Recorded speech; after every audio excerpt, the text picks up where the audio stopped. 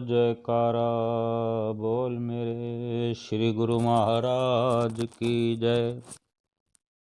सभी गुरुमुख प्रेमियों से सप्रेम जय सच्चिदानंद।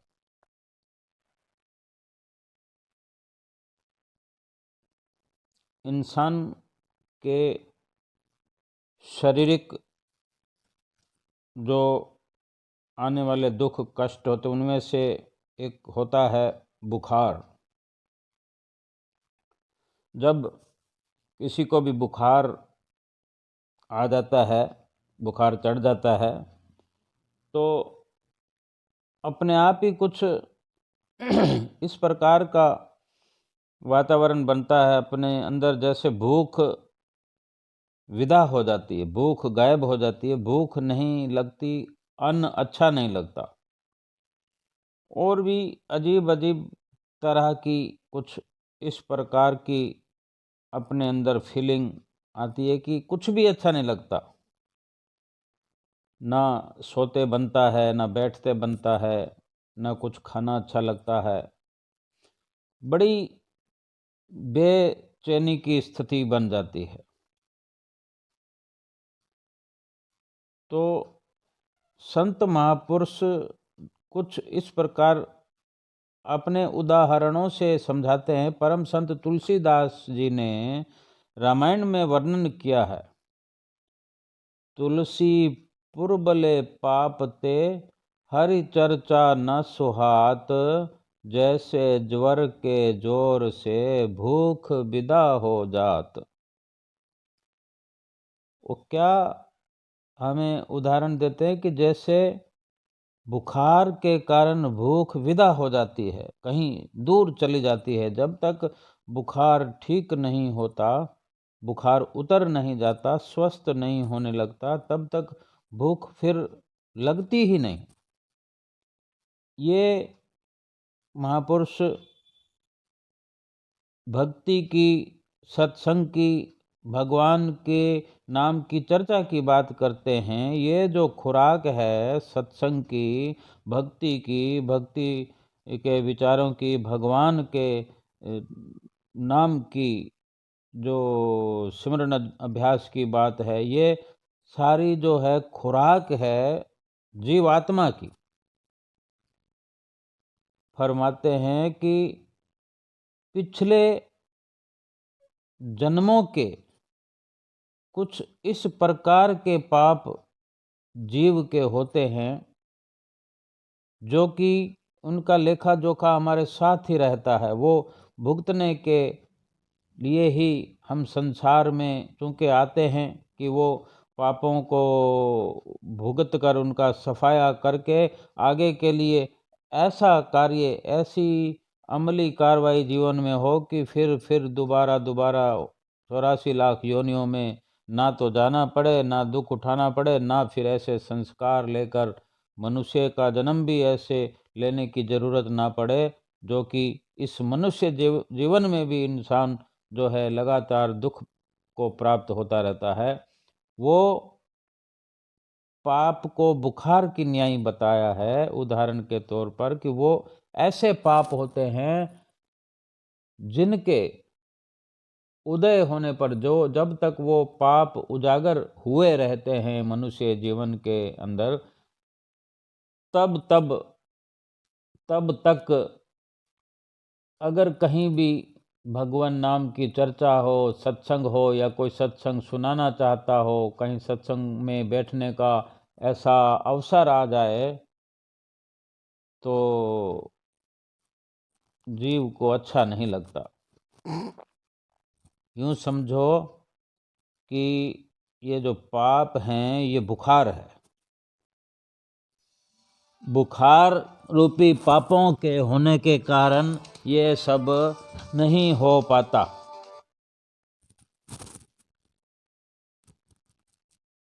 और ये बुखार उतर जाए, ये बुखार ना आए, और जो सत्संग नहीं सुनने की इच्छा होती है, तो इस प्रकार वो इच्छा जागृत हो, यानी सत्संग की भूख लग जाए, भूख लगने लगे, नाम सुमरन अच्छा लगने लगे, उसके लिए इस वक़्त के परिपूर्ण संत महापुरुष ही डॉक्टर हैं, जो कि अपने पास आए हुए जीवों को इस पाप रूपी बुखार से पाक साफ कर देते हैं, उनका स्वास्थ्य आंतरिक तौर पर ठीक कर देते हैं। फिर सत्संग रूपी खुराक की जो कि जरूरत है, तो वो सत्संग रूपी खुराक अच्छी लगने लगती है जीव को। पापों का जो जोर हमारे पूर्वले जीवन में, पिछले जन्मों में जो पापों का जोर रहा, जाने अनजाने पाप ही पाप होते रहते हैं,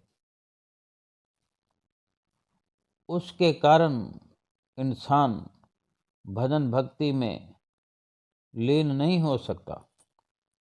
लेकिन इस जीवन का तो लक्ष्य यही है कि वो भजन सुमरन करे। भजन सुमरन करने से ही इस जीवन का मकसद पूरा होगा, लक्ष्य पूरा होगा। तो संत महापुरुष जो कि समय समय पर जीव को बड़ी हिदायत से चेताते हैं, समझाते हैं कि जिस प्रकार बुखार होने पर, शरीर पर बुखार की तकलीफ होने पर भी जब थोड़ा थोड़ा ठीक होने लगता है, तो डॉक्टर ये कहते हैं कि थोड़ी थोड़ी रोटी खाना शुरू करो, नहीं भी भाती तो भी खाओ, थोड़ा दलिया खाओ, दाल खाओ। यानी ये अन्न रूपी खुराक खाने से ही ये जो बुखार हो गया था और उसके कारण जो शरीर कमज़ोर हो गया, तो इस अन्न के अंदर प्रवेश करने से ही शरीर स्वस्थ होगा, फिर ये खड़ा होगा। जो अभी उठना बैठना तक मुश्किल हो गया है, बुखार अच्छे अच्छे इंसानों को तोड़ देता है, इतना कमज़ोर कर देता है। या फिर कहें कि बीमारी तो कोई भी हो जो शरीर को बहुत ज़्यादा कमज़ोर कर देती है, तो ये थोड़ा थोड़ा ना अच्छा लगने पर भी डॉक्टर हिदायत करते हैं कि खुराक के तौर पर इसको लेना ही है। तो महापुरुष भी जो कि रूहानी डॉक्टर हैं, कि भले ही पापों के कारण से सत्संग अच्छा नहीं लगता, लेकिन जाने अनजाने इन विचारों को समझते हुए कि सत्संग ही मान सरोवर है इस दुनिया के अंदर, सत्संग में बैठना और सत्य का संग करना, यानी सत्य के साथ चलना और सत्य को अपने साथ रखते हुए सफर करना, और सत्संग रूपी जो कि मान सरोवर कहलाता है, उसके अंदर मन को मजन कराना, मन का स्नान करना। जो मन पर कालिख चढ़ी हुई है पापों की, उस कालिख को धोने का कार्य करता है सत्संग। सत्य का संग करना, सत्य बोलना, सत्य सुनना, सत्यवादी इंसानों के साथ संगत करना, और जो सत्संग प्रवचनों का, संतों महापुरुषों का जो मिल जाए, तो भाग भाग कर जाना, अथक प्रयास करते हुए जाना, कुछ भी त्याग करके पहुंचना। कुछ भी त्यागना पड़े, कोशिश करें कि बहुत बड़ी हानि ना हो, किसी का अहित ना हो, किसका दिल न दुखे, इतना केवल ख्याल करते हुए बाकी कुछ ना कुछ त्याग तो हर वक्त इंसान को करना ही पड़ेगा। और अच्छा कार्य करने के लिए, सत्संग का जो मिशन पूरा करना होगा, तो मायावी कुछ ना कुछ तो त्याग करना ही पड़ेगा। चाहे कुछ समय के लिए रिश्ते का त्याग करें, कुछ समय के लिए धन दौलत का त्याग करें, या सुख आराम का सोने बैठने का कार्य हो वो त्याग करें।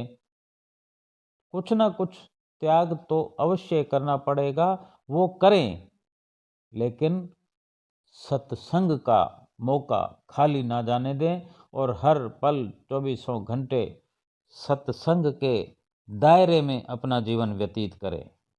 सही मायने में सत्य को अपनाना सत्संग है, सत्य पर चलना सत्संग है, सत्य सुनना सत्संग है और सत्य बोलना सत्संग है। परम संत पलटू दास जी भी फरमाते हैं, अजहूं चेत गंवार, अभी भी जाग जा प्राणी, अभी भी सचेत हो जा, ऐ ना समझ अभी भी चेत, ऐसे भी बहुत देर हो गई है, जितनी ना होनी थी उतनी देर हो गई है। फिर भी सुबह का भूला सांझ घर आ जाए तो भूला नहीं कहते, अब भी जाग, अब भी होश को संभाल, अभी भी देर नहीं हुई है। इधर तो फरमाते हैं कि देर हो गई है, इतनी देर हो गई है कि जितनी ना होनी थी। फिर भी आज के दिन, आज के वक़्त, इस पल में जो हिदायत कर देते हैं, इस पल भी अगर जाग जाए तो भी बहुत समय हमारे हाथों में है। अब भी संभल जा और अपने जिस कार्य से वंचित है उसको पूरा कर ले।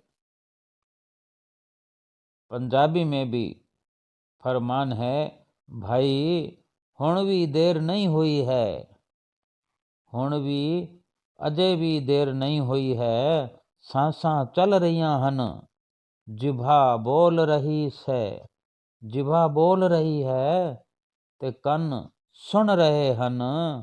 भाई देर ना करियो, एक सांस, एक सांस उस मालिक दी भगती दे विच लगा दे। भाई अंत वेले उस शब्द ने ही साथ निभाना है और फिर ए वेला कदे हद नहीं आना है, कदे भी ये वेला हथ नहीं आना है। इस वेले दी, इस पल दी कदर करदियां होंदियां अपने जीवन दी ਜਿਹੜੀ लखता है ਉਹਨੂੰ ਪ੍ਰਾਪਤ करके अपना लोक परलोक संवारना है। बोलो जयकारा, बोल मेरे श्री गुरु महाराज की जय।